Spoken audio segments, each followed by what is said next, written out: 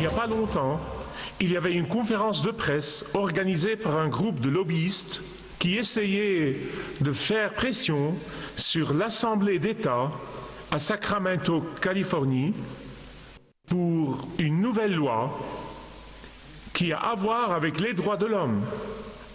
Et vous dites, eh bien, n'est-ce pas que tout le monde est content de ça? Oui, mais j'ai découvert que ces droits de l'homme dont ils veulent faire une loi, c'est les droits de l'homme pour les plantes, les arbres, les rochers, les fleuves et les animaux. Et la question qui m'est venue à l'esprit, comme je regardais la conférence de presse de ce groupe de lobbyistes et que personne n'a posée, est la suivante. Comment est-ce que les arbres et les fleuves et les animaux et les rochers vont intenter des procès aux violateurs de leurs droits de l'homme? Pensez-y. Eh bien, dans le dernier message, je vous ai dit que la source de tous nos ennuis, individuellement, nos ennuis collectivement, culturellement, et oui, la source de nos ennuis, même comme civilisation occidentale, c'est que nous n'avons pas la perspective divine, la perspective de Dieu. Quand nous n'avons pas la perspective de Dieu, notre conception de l'humanité est erronée. Quand nous n'avons pas la perspective de Dieu, notre conception de la nature est erronée. Notre conception de la création est erronée. Nous avons commencé le psaume 8 dans le dernier message. Je ne suis pas allé très loin, juste le premier verset, Éternel, notre Seigneur, que ton nom est magnifique sur toute la terre. Et je vais finir ce psaume aujourd'hui. Ouvrez au psaume 8. David dit, dans les versets 3 et 4, « Quand je contemple les cieux, ouvrage de tes mains, la lune et les étoiles que tu as créées, qu'est-ce que l'homme pour que tu te souviennes de lui ?» Vous voyez ces chères personnes dont l'amour pour la nature s'est transformé en une adoration de la nature, ces pauvres personnes fourvoyées qui croient que nous faisons partie des arbres et des rochers et des fleuves, ces personnes malheureuses et pathétiques qui regardent le ciel et adorent les étoiles, ces personnes qui organisent leur vie d'après l'alignement des étoiles, vont avoir un réveil brutal au jour du jugement. Et David, le jeune berger qui passait de nombreuses nuits dans les champs et levait les yeux aux étoiles, comme il veillait sur son troupeau, comme il regardait les étoiles scintillantes et fantastiques dans leurs orbites, il était capable de louer le Créateur des étoiles. Il était capable de voir au-delà de la création à Dieu le Créateur. Quand il voyait des galaxies danser dans le ciel, il était impressionné non pas par les étoiles, mais par la majesté de celui qui a lancé les étoiles dans leurs orbites. J'imagine trop bien dans ma pensée, et je vous ai dit dans le dernier message, que si nous commençons vraiment à comprendre une toute petite partie de la majesté de Dieu, nous nous rendrons compte à quel point notre adoration est pathétique et notre louange à lui est pathétique. Et je peux imaginer l'intensité de la louange de David si elle était influencée par la connaissance d'aujourd'hui. Je peux imaginer l'intensité de sa louange s'il savait que la planète Terre tourne sur son axe à la vitesse de 1600 km par heure. Si elle était 160 km par heure, nos jours et nos nuits seraient 10 fois plus longs qu'ils ne le sont maintenant. Notre planète passerait de la chaleur très intense à la congélation.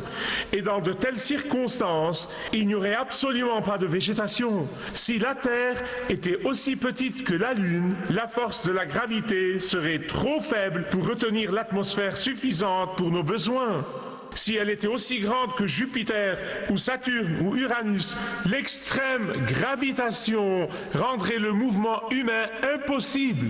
Si nous étions proches du Soleil comme Vénus, la chaleur serait insupportable. Si nous en étions aussi loin que Mars, nous aurions la neige et la glace toutes les nuits, même dans la partie la plus chaude. Si l'océan avait la moitié de ses dimensions actuelles, nous n'aurions qu'un quart du volume d'eau de pluie que nous avons annuellement. Si l'océan était plus grand d'1/8 qu'il ne l'est maintenant, nos précipitations annuelles seraient sûrement multipliées par 4 et la Terre serait par conséquent un énorme marais inhabitable.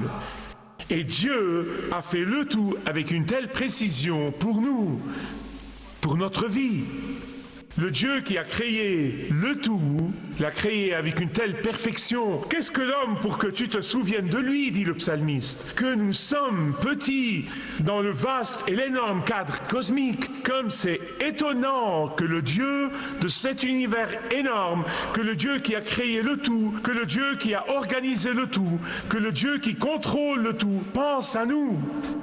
Son objectif principal, c'est de s'occuper de l'humanité. Sa préoccupation principale est l'humanité. Pas seulement ça, mais le verset 5 dit « Tu as couronné l'humanité, les hommes et les femmes, de gloire et d'honneur. » En d'autres termes, il dit que Dieu se soucie plus des gens que des planètes, qu'il se soucie plus des âmes que des étoiles, qu'il s'intéresse plus à nous qu'à l'univers énorme, qu'il s'intéresse plus et se soucie plus de l'humanité.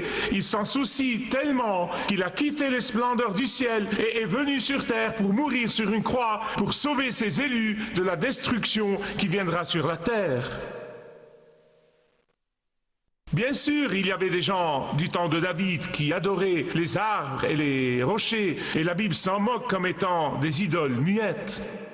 Et c'est pourquoi Dieu a averti son peuple encore et encore et encore quand ils sont sortis d'Égypte et avant d'entrer dans la terre promise. Il leur a dit, quand vous voyez les Cananéens se prosterner devant les idoles, prosternez-vous devant moi. Mais vous savez ce qui est vraiment tragique?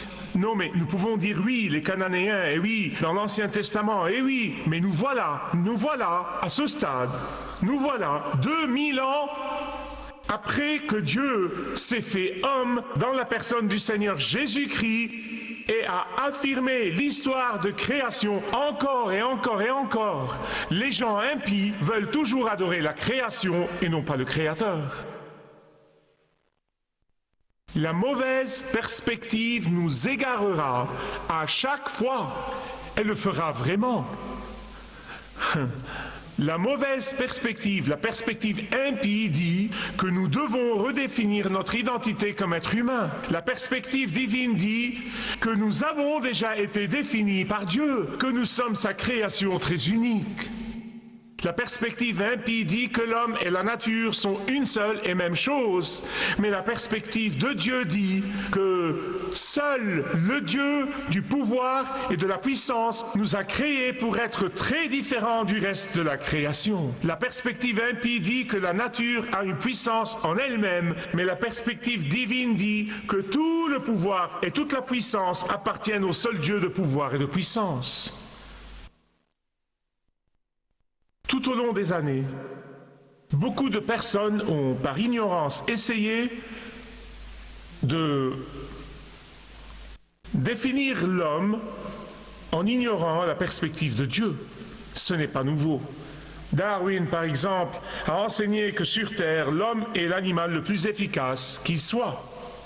Quelle conception dégradante pour l'homme!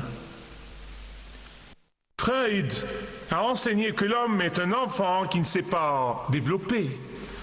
Karl Marx a enseigné que l'homme n'est qu'un facteur économique. Pascal a enseigné que l'homme est un roseau de réflexion. Mark Twain s'est excusé de l'humanité en expliquant que Dieu a créé l'homme en fin de semaine quand il était fatigué.